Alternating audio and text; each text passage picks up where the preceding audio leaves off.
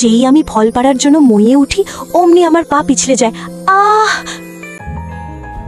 তোমার কোথাও লাগেনি তো? এই আরব মাঝখানে কোত্থেকে এলো? কত কষ্টেই অন্বিকে ফেলার জন্য আমি মইয়ের স্ক্রু আলগা করেছিলাম। এই আরব তো পুরো প্ল্যানটাই মাটি করে দিল। টিনা, তুমি তো আরাফকে ছোটবেলা থেকে চেনো। আরাফ কত সুন্দর গান গায় না? ও কত স্মার্টও। তোমার কি কখনো আরাফের প্রেমে পড়তে ইচ্ছে করেনি? প্রেম? তাও আবার এই ফকিন্নিটার সাথে? অন্বি, তুমি পাগল হয়ে গেছো নাকি? সত্যি তুমি আরাফকে পছন্দ করো না? তাহলে কি তুমি আরাফকে পটাতে আমাকে সাহায্য করবে? আরে অন্বি, চলো, ক্লাসের জন্য দেরি হয়ে যাচ্ছে। যাওয়ার সময়ও আমি আরাফের দিকে পেছন ফিরে তাকাতাম। ও টিনা, আমি এখন বুঝলাম তুমি আমাকে ফল পাড়ার জন্য কেন এত জোর করছিলে। ওখানে আরাফ ছিল যাতে আমার পা পিছলে যায় আর আরাফ আমাকে ধরে ফেলে আমরা একে অপরের কাছে আসতে পারি, তাই না? অন্বি, আমার রাস্তা থেকে সরে দাঁড়াও, না হলে তোমার জন্য ভালো হবে না। অন্বি, এসব তুমি কি বলছো? Shut up Tina. আমার পা!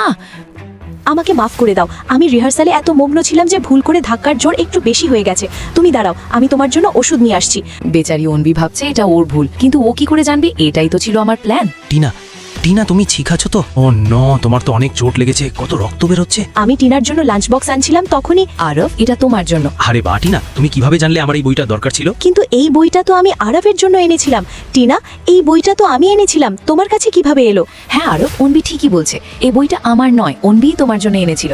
আমি খুব ভালো করেই জানি এই বইটা কে এনেছে। আরে আরাফ, আরাফের কি হলো? ও এমন কেন বললো? অন্বি, দেখতে থাকো সামনে আরো কি কি হয়। টিনা, এই মাত্র অনবি তোমাকে ধাক্কা দিল কেন? আরব, অন্বি তোমাকে পছন্দ করে আর ওর ধারণা আমি তোমাদের মাঝখানে চলে আসছি, তাই ও আমাকে বলেছে আমি যেন তোমার থেকে দূরে থাকি, না হলে ও আমাকে মেরে ফেলবে। আরব, আমি অন্বিকে আমার বেস্ট ফ্রেন্ড মনে করি, আমি ওকে হারাতে চাই না। ও তোমার সাথে এত কিছু করলো আর তুমি এখনো ওর জন্য এমন বলছো? টিনা, তুমি চিন্তা করো না, আমি তোমার কিচ্ছু হতে দেবো না। অন্বি, কি ভাবছো? কাল আমি সব ক্লাসমেটকে পার্টি দিচ্ছি, কালকের দিনটা বেস্ট হবে। তুই আরবকে নিজের মনের কথা বলে দিস। কি এত তাড়াতাড়ি? কিন্তু আমার মনে হয় না এত জলদি এসব ঠিক হবে। অন্বি, তুই পাগল নাকি? যত তাড়াতাড়ি সম্ভব নিজের ভালোবাসার কথা জানা, না হলে আরবকে অন্যকে উড়িয়ে নিয়ে যাবে। এবার দেখ অন্বি, কাল আমি তোর সাথে কি করি। ওয়াও, সবকিছু কত সুন্দর না? হ্যাঁ ইয়ার, টিনা পার্টির কি দারুণ অ্যারেঞ্জমেন্ট করেছে। হঠাৎ সবার দৃষ্টি পাশের দিকে থাকা একটি নড়াচড়া করা বাক্সের উপর পড়ে। আরিফ সঙ্গে সঙ্গে সেই বাক্স খুলে দেখে ভেতরে টিনা ছিল। টিনা, তুমি এই বক্সের ভেতরে কি করছো? তুমি ঠিক আছো তো? তখনই টিনার হাত থেকে একটা খাম পড়ে যায় যেখানে লেখা ছিল, আরব, আই লাভ ইউ, আমি তোমাকে ছোট থেকেই ভালোবাসি, তোমার টিনা। ও, তো এবার বুঝলাম, এসব তোমারই করা যাতে টিনা আমাকে ভালোবাসার কথা বলতে না পারে। তুমি এত স্বার্থপর যে নিজের বন্ধুকেই এই বক্সের ভেতরে বন্ধ করে দিলে। তুমি একবারও ভাবলে না যে টিনার শ্বাসকষ্টের সমস্যা আছে আর এতে ওর জীবনও যেতে পারতো। আমি কখনো ভাবতে পারিনি এরকম মেয়ে বেরোবে। ঠিকই বলেছে, দেখতে কত শান্ত মনে হয়, আর নিজেরই বেস্ট ফ্রেন্ডের সাথে এমন কাজ।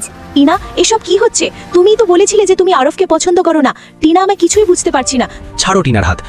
এই যুগে আমাদের কাউকে চোখ বন্ধ করে ভরসা করা উচিত নয়। আপনারা যদি আমার কথার সাথে একমত হন তবে লাইক, সাবস্ক্রাইব করে কমেন্টে অবশ্যই জানাবেন।